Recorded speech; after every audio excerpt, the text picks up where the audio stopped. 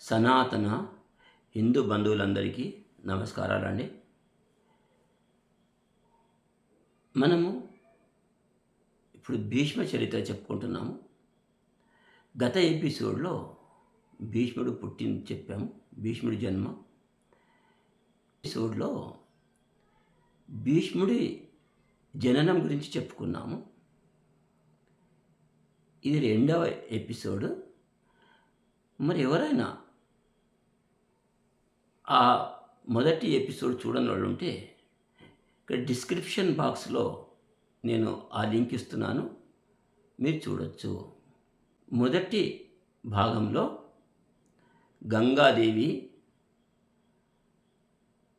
తన 7 సంతానానికి కూడా ఒకరి తర్వాత ఒకరికి అంతా గంగలో వేసేసి 8వ సంతానానికి చేత తీసుకున్నప్పుడు శంతన మహారాజు ఆ గంగను వారించుతాడు, నీవు తప్పు చేస్తున్నావు అని.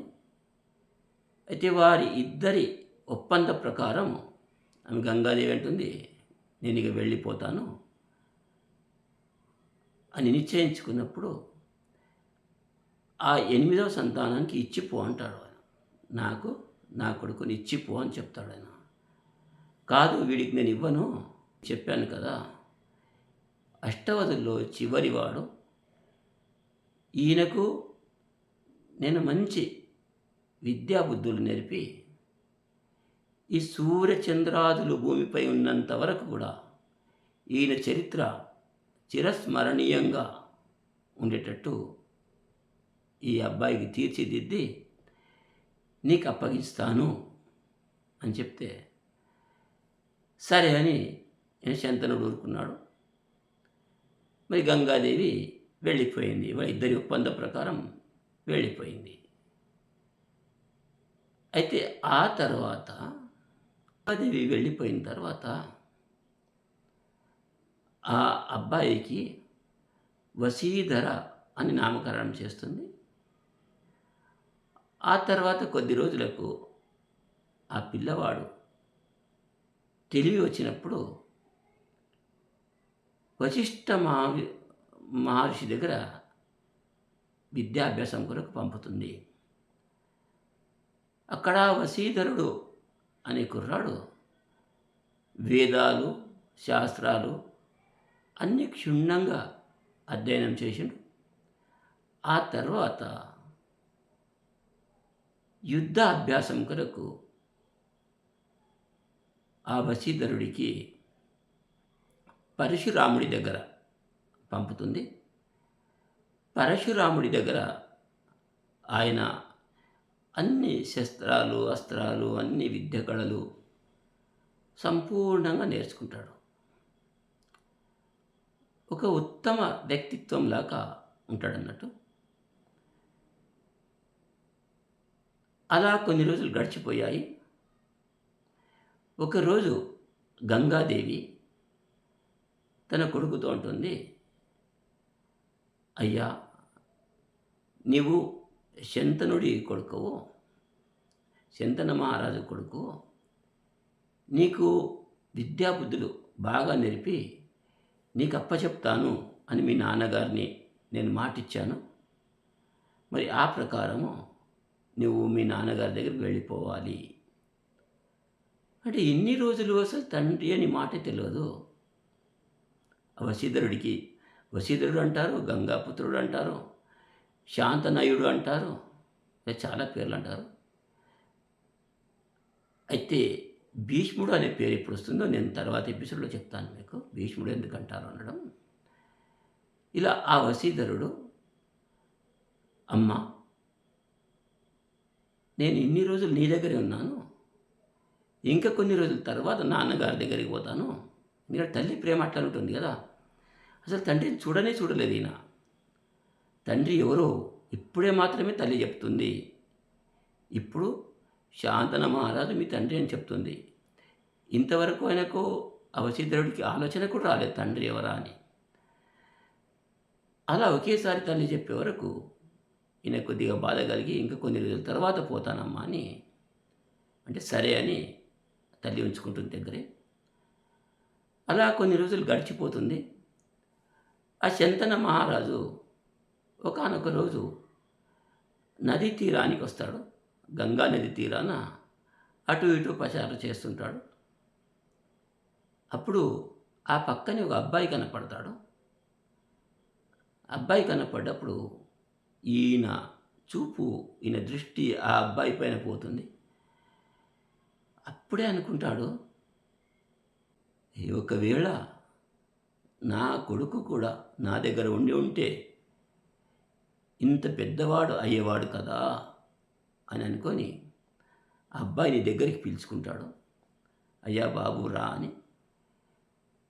ఏం పేరు, ఏం ఊరు, ఏది, ఎవరు, నువ్వెవరు అని ఆయన గురించి అడిగే ముందు అంతలోనే గంగాదేవి వచ్చేస్తుంది. అక్కడికి వచ్చేసి పూర్తి వివరాలు చెప్పేస్తుంది. మహారాజా, శంతన మహారాజా, వీడు మీ కొడుకే, మీ కుమారుడే. నేను ఇప్పుడు పూర్తిగా విద్యాబుద్ధులు నేర్పాను. శస్త్రాలు, వస్త్రాలు అన్నీ నేర్చుకున్నాడు. వశిష్ఠ మహర్షి దగ్గర, తర్వాత పరశురాముడి దగ్గర అన్ని విద్యలు, అన్ని కళలు నేర్చుకున్నాడు. ఇక మీరు తీసుకెళ్ళొచ్చు వీడికి. అప్పుడు శంతన మహారాజు ఎంతో సంతోషపడతాడు. అబ్బాయి కూడా తల్లి మాట ప్రకారము తండ్రి దగ్గరికి వెళ్ళి తండ్రి దగ్గరే ఉంటాడు. ఆ తర్వాత యువరాజు పట్టాభిషేకం కూడా అవుతుంది ఈ వశీధరుడికి, గంగాపుత్రుడికి. అప్పుడు హాయిగా గడుస్తున్నాయి దినాలు కొన్ని. ఇప్పుడు ఏ ఇబ్బంది లేకుండా తండ్రి కొడుకులు హాయిగా రాజ్యం వెళుతున్నారు. అంతలో ఒకరోజు ఈ శంతన మహారాజు వేటకు వెళ్ళాలి అని, అప్పుడు రాజులు వేటకు వెళ్ళేవారు, మీకు అంతా తెలుసు, నేను చెప్పేది అవసరం దాని గురించి. వేటకు వెళ్ళాలి అనుకొని వేటకు వెళ్తాడు. ఇక్కడే కథ మలుపు తిరుగుతుంది. వేటకు వెళ్ళడమే అంటే విధి రాత ఎలా ఉంది చూడండి. విధి ఎలా నిర్ణయిస్తే అలాగే జరుగుతుంది, కానీ మనం అనుకున్నది కాదు. ఇక్కడ నాకు చాలా స్పష్టంగా కనబడుతుంది విధి రాత. అక్కడ వేటకు వెళ్ళి అలసిపోయి ఒక దగ్గర చెట్టు కింద కూర్చుంటాడు.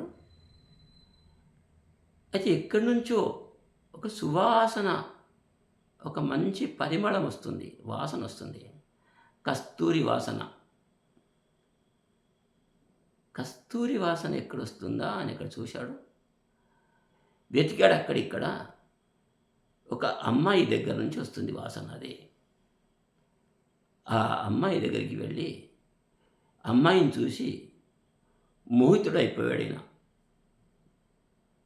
నేను అమ్మాయిని చెప్పాడు, నేను ఫలానా శంతన మహారాజుని, మరి నేను నీకు వివాహం చేసుకుంటాను అంటే ఆమె అంది, వివాహం చేసుకునే లోపల నాదేమీ లేదు, నా వివాహం గురించి నాకు తెలియదు. మీరు మా నాన్నగారి దగ్గర వెళ్ళి అడగండి, ఆయన ఒప్పుకుంటే నేను సరే, నాకేం అభ్యంతరం లేదు అని చెప్తుంది. ఇలా ఇక్కడ కథ మలుపు తిరుగుతుంది. మరి రేపటి ఎపిసోడ్లో భీష్ముడు అని ఎందుకు పేరు వచ్చిందో, భీష్మాచార్యుడు, భీష్మ పితామహుడు ఇవన్నీ తర్వాత ఉన్నాయి.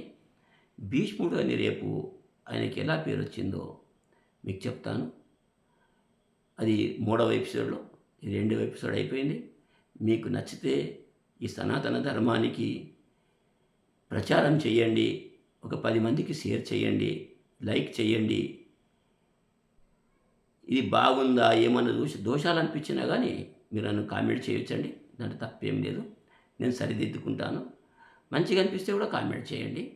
దీనికి ఇంకా ఏమైనా జోడించాలనుకుంటే కూడా కామెంట్ చేయండి. ఇంతకన్నా ఎక్కువ తెలిసిన వాళ్ళంటే కూడా నన్ను కామెంట్ చేయండి, పర్వాలేదు. మరి ఈ ఎపిసోడ్లో ఇంతవరకే ఉందామండి.